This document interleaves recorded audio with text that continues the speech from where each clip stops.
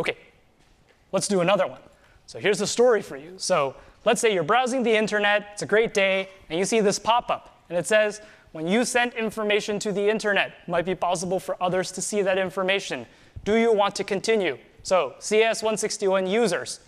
Who wants to click yes? Some people. Who wants to click no? And stop browsing the internet?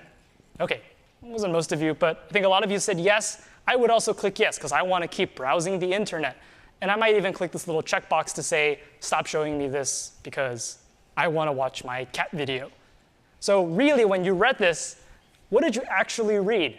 Maybe you read something like this. You saw this dialog box, you clicked yes to make it go away, and you clicked the checkbox so that people stop bothering you in the future. OK, what about this one? So tell me what you want to do. OK, unable to verify the identity of a trusted site. Possible reasons for this error. Your browser does not recognize the certificate authority that issued the site certificate, blah, blah, blah, blah, blah. OK, what do you want to do? Click that, click that. I have no idea what I want to click here.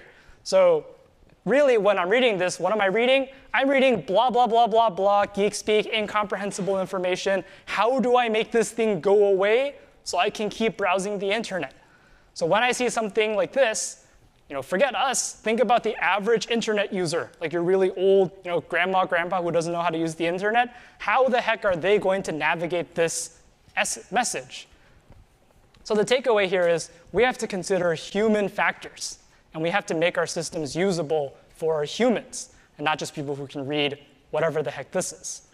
So consider human factors. Basically, what we're saying is, ultimately, our security systems are being built for people to use. So we really have to think about people and what their use patterns are. So for example, users like it when things are easy to use. When they see something like, if I click this box, and if I see this box, I want to make it go away.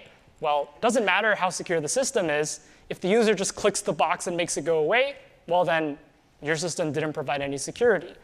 And so, for example, as we saw earlier, users might actually disable security systems on purpose and make their lives less secure just so things are easier.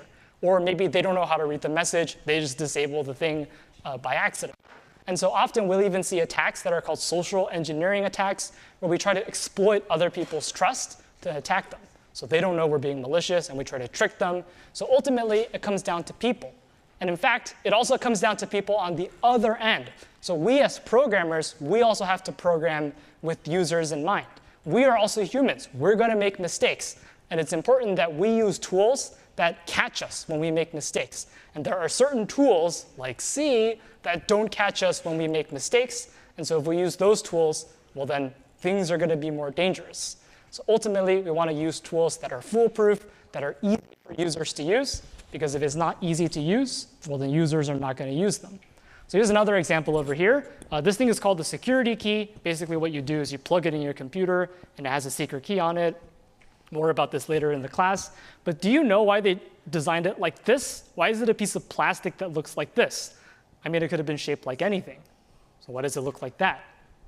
Does this look like a key to anyone? It kind of looks like a key to me. And when I see key, what do I think? I think keys are important. I have to keep them.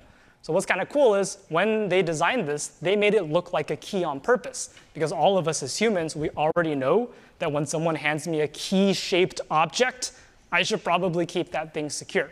So that's another example of programmers making lives easier for the users.